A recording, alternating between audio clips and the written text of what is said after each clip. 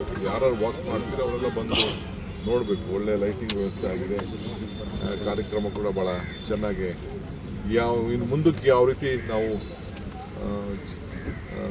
ಬದಲಾವಣೆ ಮಾಡ್ಕೊಳ್ಬೋದು ಅಂತ ಕೂಡ ನೀವೆಲ್ಲ ಸಲಹೆ ಕೊಡಲಿಕ್ಕೆ ಕೂಡ ನಿಮಗೆಲ್ಲ ಒಂದು ಅವಕಾಶ ಆಗಿದೆ. ಸೊ ಕಾವೇರಿ ಆರತಿ ಸುಮಾರು ಒಂದು 45-50 ನಿಮಿಷ, ಎರಡು ತಂಡ ಭಾಳ ವಿಜೃಂಭಣೆಯಿಂದ ನಾನು ಕಣ್ಣೆಲ್ಲ ನೋಡಿಬಿಟ್ಟು ಇದನ್ನು ಸೆಲೆಕ್ಟ್ ಮಾಡಿರೋದು. ಇನ್ನು ಮುಂದಕ್ಕೂ ಡೆವಲಪ್ ಆಗ್ತದೆ ಯಾಕೆಂದರೆ ಪ್ರತಿ ವರ್ಷ ಕೂಡ ಬೇಕಾದಷ್ಟು ಬದಲಾವಣೆಗಳಾಗ್ತದೆ.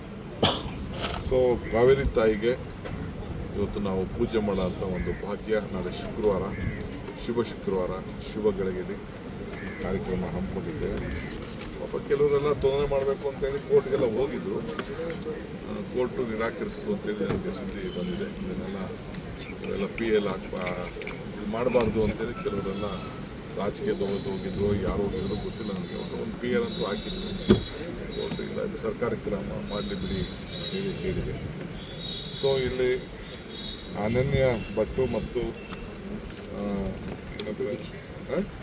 ರಘು ದೀಕ್ಷಿತ್, ಇದಾದಮೇಲೆ ರಘು ದೀಕ್ಷಿತ್ ಅವ್ರ ಕಾರ್ಯಕ್ರಮ ಕೂಡ ಇಟ್ಕೊಂಡಿದ್ದೀವಿ.